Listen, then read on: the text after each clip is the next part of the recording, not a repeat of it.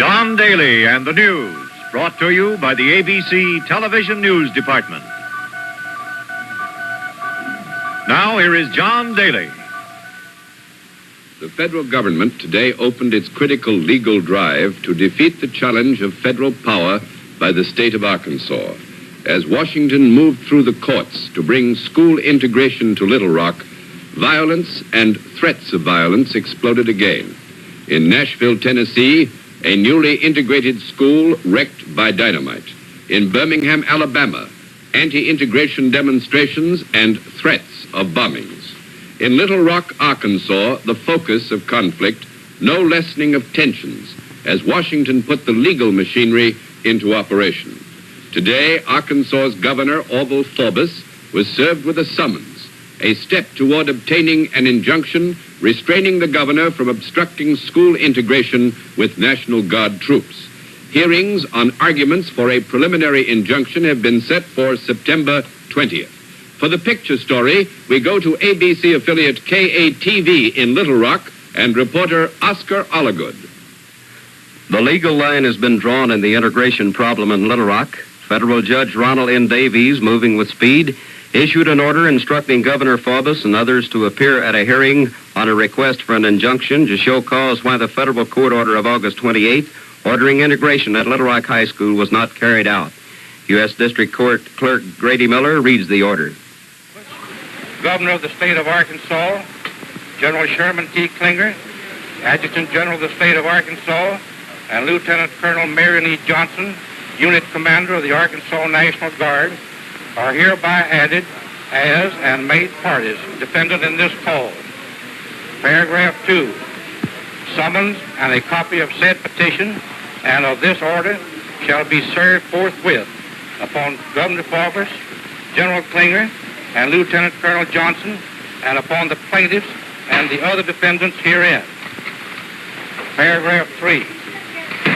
A hearing upon the entry of a preliminary injunction as prayed for in said petition is hereby set for 10 a.m.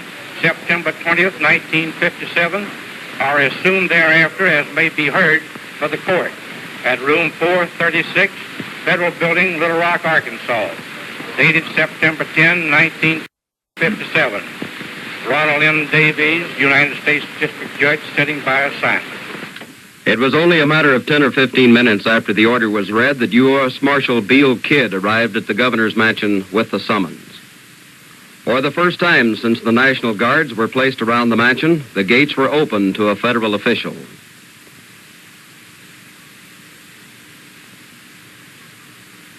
As Marshal Kidd walked the long distance around the driveway, the governor came across the lawn, greeted him warmly, and accepted the summons. They talked for a few moments, then posed for photographers who were outside the gate.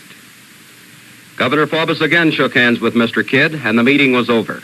In a special press conference, Governor Faubus said late this afternoon, the tension has lessened. There isn't a need for as many troops around the high school. He said the troops will stay put until September 20th. Thus, the action of this afternoon apparently still means the present stalemate will continue at least until the hearing in Judge Davies' court 10 days from today.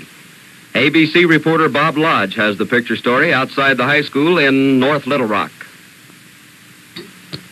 The National Guard has not been called to duty at North Little Rock, but today city officials ordered every available policeman to duty in front of the high school. None of the Negro boys who attempted to attend opening day classes yesterday were on hand to try again today, but Negro students who passed by on the way to their own nearby segregated school were heckled by the crowd.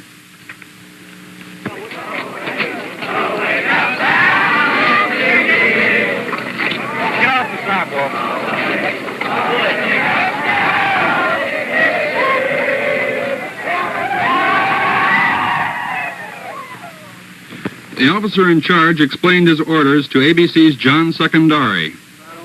Tell me, what are your orders here? Our orders is just to keep law and order, that's all.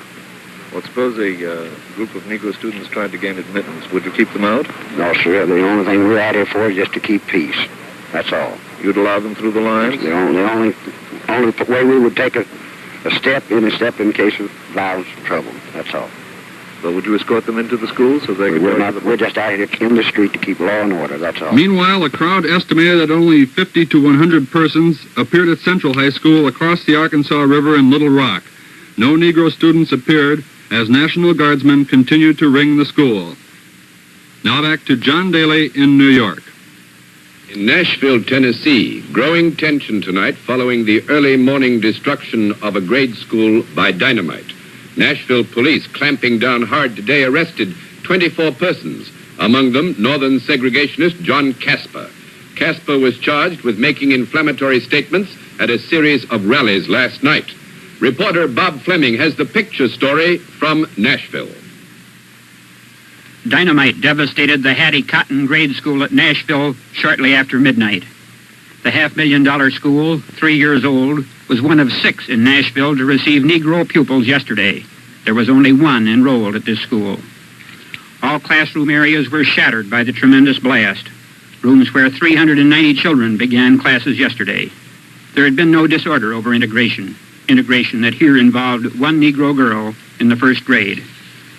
The force of the dynamite damaged homes and stores, some of them as much as 3 blocks away. Said a policeman who lives nearby, it sounded like the whole world ended in one big blast. But at another Nashville school, the Fair School, a Negro janitor was chased and stoned after tires of his cars were slashed. Richard Hancock tells of the incident.